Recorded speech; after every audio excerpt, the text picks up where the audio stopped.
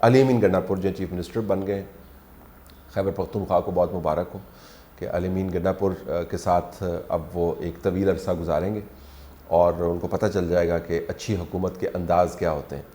अली अमीन गंडापुर साहब की जो तारीख़ है मैं उसमें नहीं जाता, वो वाज़ेह है आप सब पर, लेकिन उनका जो आते ही बयान है वो बड़ा दिलचस्प है। उन्होंने अदालत से कहा जी कि आप 9 मई की तहकीकात करें दोबारा से और फिर उसके बाद फ़ैसला करें, लेकिन अदालत के फ़ैसले का कमीशन के फ़ैसले का इंतज़ार करने से पहले उन्होंने बता दिया कि मेरे ख़िलाफ़ जो मुकदमात दर्ज हैं उनको आप फ़ौरी तौर पर ख़ारिज करें। ख़ास उन्होंने वक्त दे दिया है।